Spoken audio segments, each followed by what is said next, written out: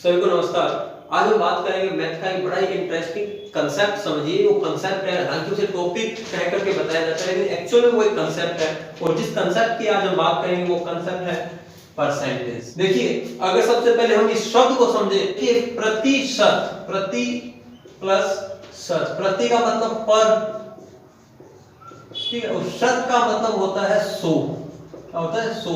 यानी कि हम जो भी बात करेंगे वो किस पर करेंगे? वो 100 पर बात करेंगे हम। तो सबसे पहले आपको दो चीजें पता होना चाहिए परसेंट के अंदर कि कभी भी आपने परसेंट लगाना हो, यानी कि प्रतिशत लगाना हो, तब आप क्या करेंगे? 100 से गुना। और कभी भी प्रतिशत हटाना हो तब आप क्या करेंगे? 100 से भाग। बस ये दो बेसिक चीजें आपको पता होनी चाहिए कि कभी भी परसेंटेज लगाना है तो 100 से गुणा करेंगे और परसेंटेज हटाना है तो 100 से भाग देंगे। इतनी बात क्लियर है? देखिए, इसके साथ साथ हमें फ्रैक्शन का यानी भिन्नों का भी पता होते हैं। भिन्न कैसे? जैसे मैंने आपसे पूछा कि 10% को आप भिन्न में बदलें, 10% को भिन्न में बदलें। तो देखिए, अभी मैंने आपको बताया कि यहाँ पे प्रतिशत है, प्रतिशत को हटाएंगे तो किससे भाग देंगे? सॉरी, यहाँ पे 100 आएगा, 100 से भाग देंगे। किससे भाग देंगे? 100 से भाग देंगे। तो प्रतिशत हटाया तो मैंने 100 से भाग दिया। इस एक जीरो से ये जीरो कट गई तो 10% की भिन्न क्या बनी? 1/10। यानी कि 1/10 किसके बराबर है? 10% की। यानी कि टोटल मेरा 10 है तो उसका 10% कितना हो जाएगा? 1। यानी 10 का 10% 1। इतनी बात क्लियर है?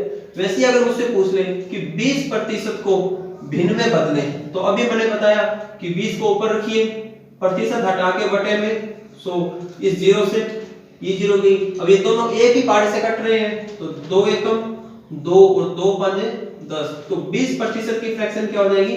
1/5। उसी तरीके से मैं पूछूं 25% की फ्रैक्शन क्या हो जाएगी? तो देखो, 25% हटाएंगे बटे में 100। अब ये दोनों एक ही पार्ट से कट रहे हैं, 25 के पार्ट से कट रहे हैं। 25 एकम 25 और 25 चौके 100। यानी कि 25% की फ्रैक्शन क्या होगी?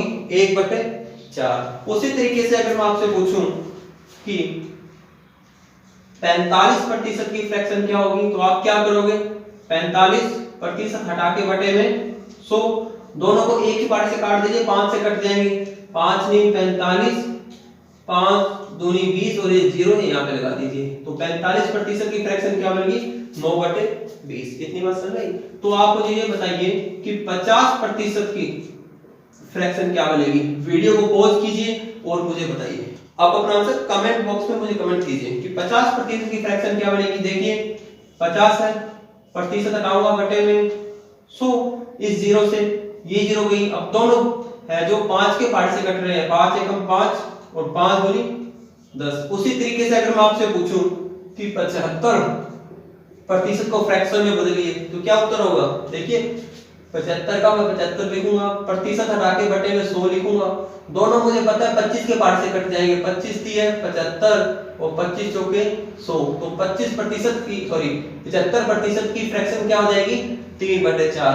उसी तरीके से मैं आपसे पूछूं कि 33 सही 1/3% की फ्रैक्शन क्या हो जाएगी? ये आप कीजिए, वीडियो को पॉज करो और आप खुद करो और उसके बाद जो आंसर है वो मुझे आप कमेंट बॉक्स में कमेंट कीजिए कि 33 से 1/3% की फ्रैक्शन क्या होगी। चलो देखिए, आपने कर लिया होगा। सबसे पहले कुछ नहीं करना, आपने इस 3 को इस 33 से गुणा कीजिए। जो भी आपका प्रोडक्ट आएगा उसको आपने 1 में जोड़ देना है। तो 33 को जब मैं 3 से गुणा करूंगा तो 99 आएगा। फिर मैं 1 जोड़ दूंगा और बटे में क्या था? 3, वो मैं 3 लिख दूंगा। 99 और 1 100 बटे में 3। देखिए, अब तक प्रतिशत का साइन लगा हुआ है, अब तक प्रतिशत का साइन लगा हुआ है। अब प्रतिशत का मैं साइन हटाऊंगा तो बटे में क्या लग जाएगा? 100। 2 जीरो से 2 जीरो गई, ऊपर 1 आ गया, नीचे इस 3 को 1 से गुणा करूंगा तो 3। तो हमें क्या पता चला कि 33 सही 1/3 की प्रतिशत क्या हो गई? 1/3। इतनी बात क्लियर है? उसी तरीके से अगर मैं आपसे पूछूं कि 11 सही 1/9% की फ्रैक्शन क्या हो जाएगी? 11 सही 1/9 की।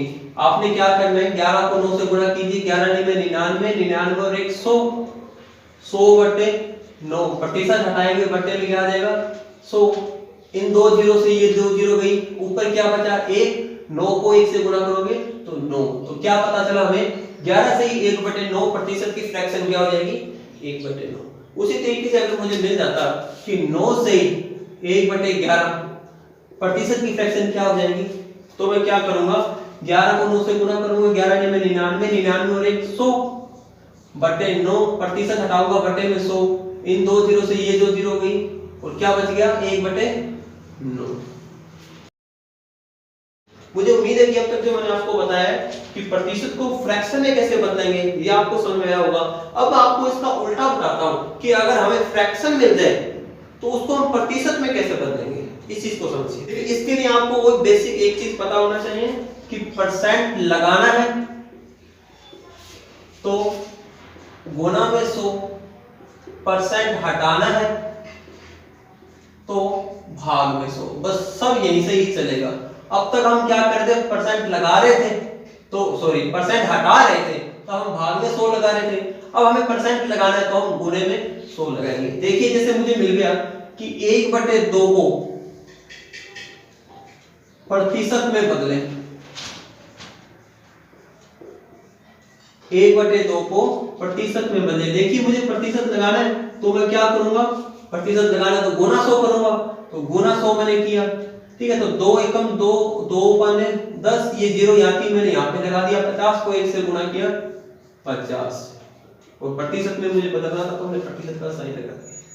देखिए एक क्वेश्चन और देखिए मैंने क्या किया कि मुझे अगर 3/4 को प्रतिशत में बदलना होता, अब आंसर क्वेश्चन में क्या होता कि 3/4 को प्रतिशत में बदले तो 3/4 लिखता।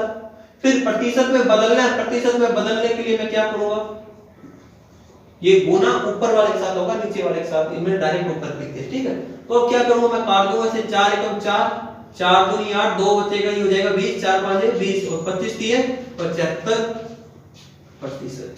देखिए मैंने क्या किया, अगर मुझे 2/8 को प्रतिशत में बदलना होता तो मैं क्या करता, 100 से गुना करता।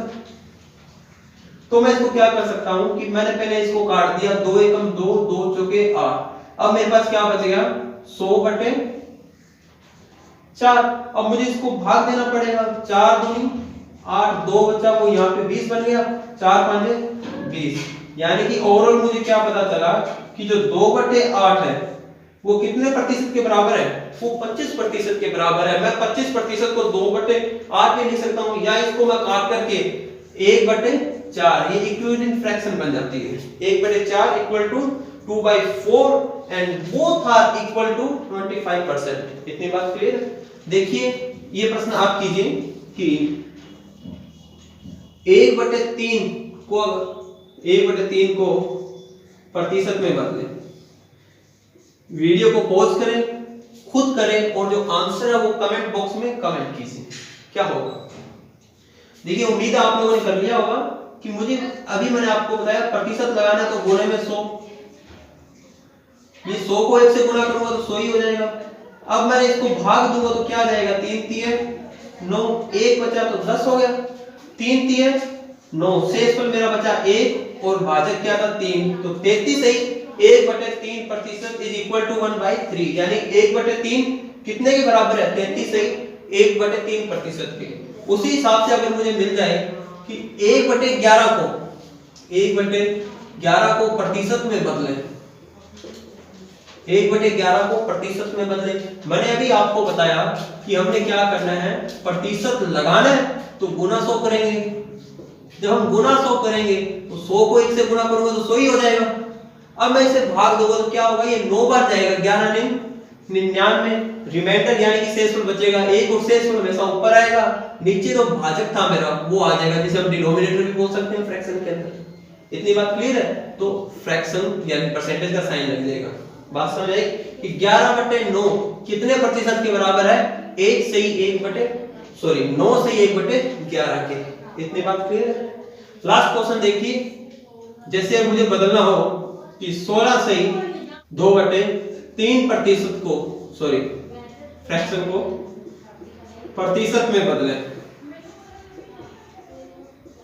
तो मैं क्या करूंगा, मुझे पता है 16 3 48, 48 और 2 50/3, प्रतिशत में बदलना है तो मुझे 100 से गुना करना पड़ेगा, तो मैंने ये कर दिया। अब इसको जब मैंने गुना किया तो यहाँ पे टोटल कितनी जीरो थी, 3, तो मैंने 3 जीरो लगा दी, 5 को 1 से गुना करके 5 रख दिया। उसके बाद इसे 3 से भाग दूंगा तो ये जाएगा 16 तिया 48, 2 बच जाएगा, वो 2 इधर आ जाएगा, 3 6 18, 2 बच जाएगा, वो दोबारा इधर आ जाएगा, और 3 6 18 और 2 बच जाएगा, वो इस तरीके से हो जाएगा। यानी कि 16 से 2/3 को अगर मैं परसेंटेज की बात करूं तो क्या कह सकता हूं मैं, 1666 से 2/3%। इतनी बात क्लियर है? मुझे उम्मीद है कि जो भी मैंने इस वीडियो में आपको बताया वो आपको समझ में आया होगा कि प्रतिशत को फ्रैक्शन में और फ्रैक्शन को प्रतिशत में किस तरीके से बदलेंगे, ये हमने आज सीखा।